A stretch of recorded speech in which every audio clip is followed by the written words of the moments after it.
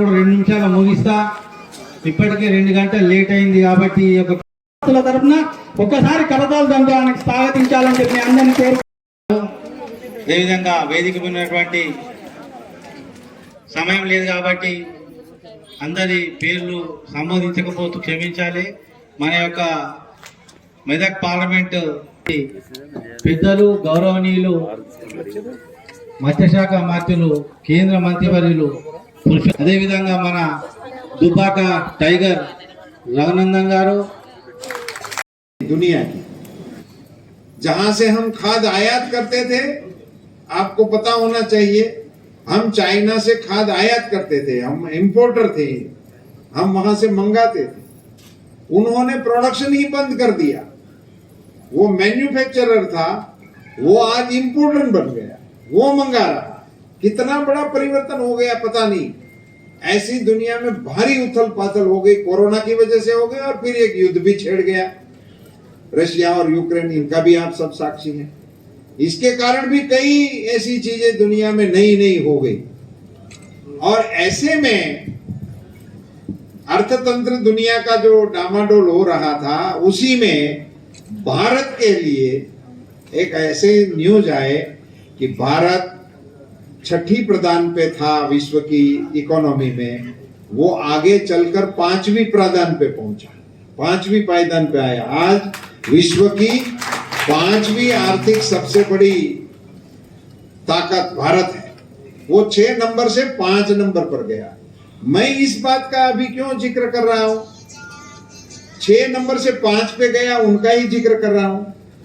अब जब इनकी बात छेड़ी है तो आपको स्मरण दिलाओ कि जब नरेंद्र मोदी जी ने भारत के प्रधानमंत्री के तौर पर शपथ लिया 2014 में, तब भारत 11वीं पायदान पे था, भारत 11वें नंबर पर था। वहीं से आज 5वें नंबर पे आया, 3-4 महीना हो गया।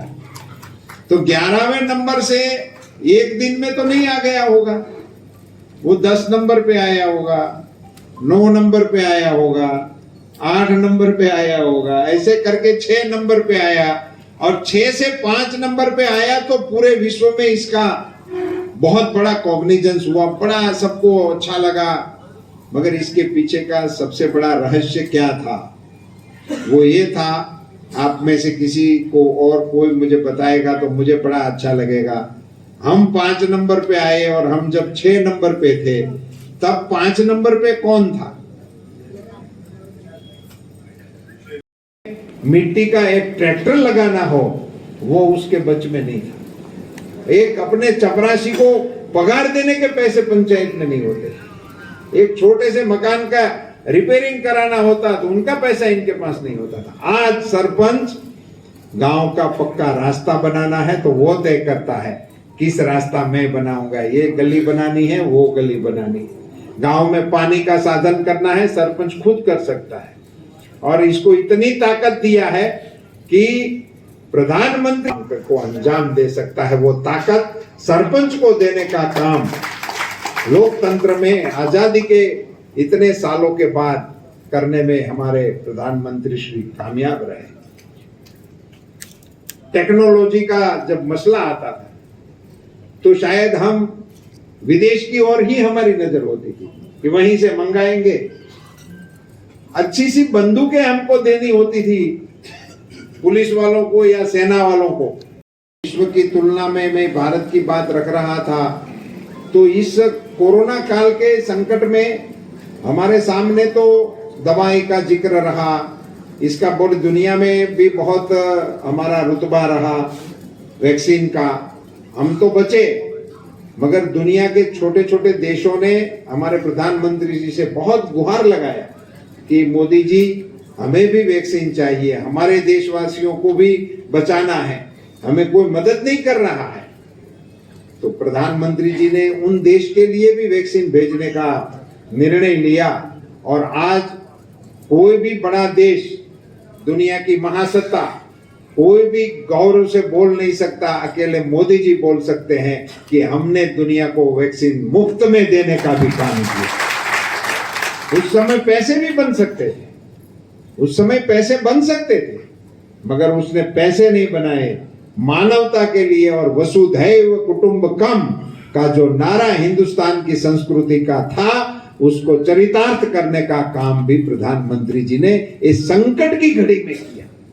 आप लोगों को जानकारी होनी चाहिए।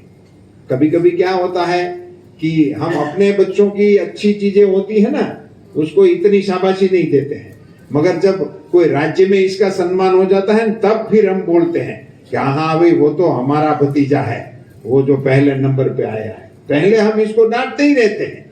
ऐसा कुछ हमारे में भी हो रहा है कि अब जब दुनिया ने सराहा तभी हम कह रहे हैं कि भी हाँ हमारा तो, मगर ये जो कोरोना का मैनेजमेंट हुआ उस समय देश में विपक्ष ने भूमिका क्या थी, इसका भी स्मरण रहना चाहिए इन सारी चीजों में। उस समय ये लोग ये बोल रहे थे कि वैक्सीन लोगे तो नपुंसक हो जाओगे, ये नहीं लेनी चाहिए, ये तो भाजपा की वैक्सीन है। ये वैक्सीन को भाजपा का वैक्सीन कह के इंटेलिजेंट का, इंटेलेक्चुअल्स का, हमारे वैज्ञानिकों का अपमान तक ఫ్రీగా ఉచితంగా మీరు ఇచ్చినటువంటి ప్రభుత్వం నరేంద్ర మోడీ గారి ప్రభుత్వం. వాడు బుడ్రకని వచ్చి అడుగుతాడు, ఏమిచ్చిండు మోడీ, ఏమిస్తాడు ఇంకా బుక్ ఇచ్చే, బాత్రూమ్ ఇచ్చే, సీసీ రోడ్ ఇచ్చే, తినేందుకు భూమి ఇచ్చే, ఇంకేమి ఇవ్వాలి, ఇంకా ఏమిచ్చిండు అని అడుగుతుండు. వాళ్ళకి చెప్పుండ్రు, ప్రతి ఊర్లో వేసిన సీసీ రోడ్డు 1 లక్ష రూపాయలు ఖర్చు అయితే 90,000 మోడీ గారి, 10,000 చంద్రశేఖరరావు గారి. ఎంత? కేసీఆర్ ఎన్ని? 10,000. అవ్వ ఒకసారి ఒక అవ్వ సామెత చెప్పింది, నేను ఇట్లా ఎలక్షన్ ప్రచారం పోతే అవ్వ మంచిగా పోసేసింది, అల్లం వెల్లిపాయ పసుపు అన్ని వేసి మంచి కూర వండింది, తీసి వడ్డించింది, కానీ ఒక్కటి మర్చిపోయింది, ఇంత ఉప్పు. అన్ని వేసినా కానీ నన్ను వేయలేదని పోపు డబ్బాలకి ఉప్పు చెప్పిందంట. అట్లా మనం అన్ని చేసుకుంటున్నాం, కానీ చెప్పుకునే కాడ వెనుకపోతున్నాం. అన్న ఇంకా బాత్రూమ్ చెప్పాలన్నా, ఇంకా బుగ్గ చెప్పాలన్నా అని మీరు వెనుకపోతున్నారు. అందుకని ప్రతి కార్యకర్త కూడా ఏడికో తాడ, ఏ ఇంటికో